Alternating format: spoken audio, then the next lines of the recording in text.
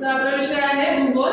त्याच्यामध्ये घटक आहे ऊर्जा साधने आणि उपघटक आहे भौगोलिक स्पष्टीकरण. तर बघा, ऊर्जा साधने म्हणजे कोणते? तर आपल्या दैनंदिन गरजा पूर्ण करण्यासाठी आपल्याला ज्या विविध विविध साधने लागतात किंवा मदत घ्यावी लागते, त्यातून ऊर्जा मिळते. मग त्या मार्गांची ऊर्जा साधने कोणकोणती आहेत? तर बघा इथे आपल्याला लिहिलेले पारंपरिक ऊर्जा साधने, अपारंपरिक ऊर्जा साधने, त्यांचे वर्गीकरण करतो आपण. जैविक ऊर्जा साधने, अजैविक ऊर्जा साधने आणि दुसरं आहे प्रक्रियावर आधारित ऊर्जा साधने आणि पर्यावरण आधारित ऊर्जा साधने.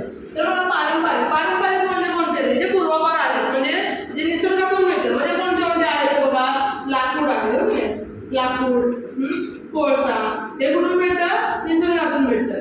तर अपारंपरिक म्हणजे कोणते? तर अपारंपरिक म्हणजे आपले म्हणतो आपण की म्हणजे हे आपलं ऊर्जा साधने म्हणजे सौर ऊर्जा, पवन ऊर्जा, जल ऊर्जा. ओके, म्हणजे हे कुठून मिळतं? सूर्यापासून. सौर ऊर्जा मिळते ती सूर्यापासून आणि पाण्यापासून मिळते ती जल ऊर्जा. ही झाली अपारंपरिक.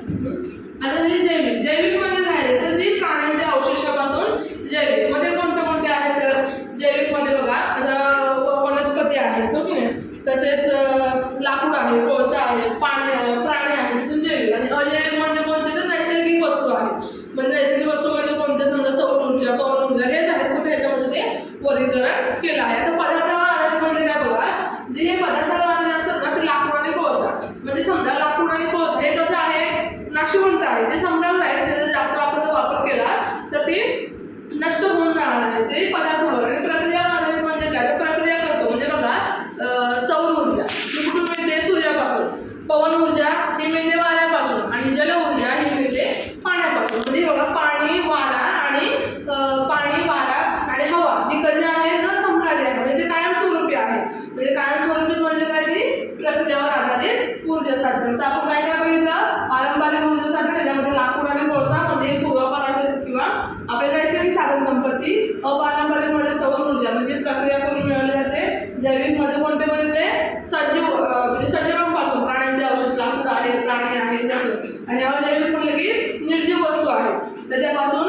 आणि प्रक्रिया म्हणजे एखादी प्रक्रिया करून. आता कसं आपण सौर चूल आहे, पवनचक्की आहे, म्हणजे प्रक्रिया करतो. आपण पवनचक्कीद्वारे आपण काय करतो? विजेची निर्मिती करतो. अशा प्रकारे हे काय आहे? सगळी आपली ऊर्जा साधने आहेत. तर आज आपण ऊर्जा साधने त्याच्यामध्ये भौगोलिक स्पष्टीकरण हा भाग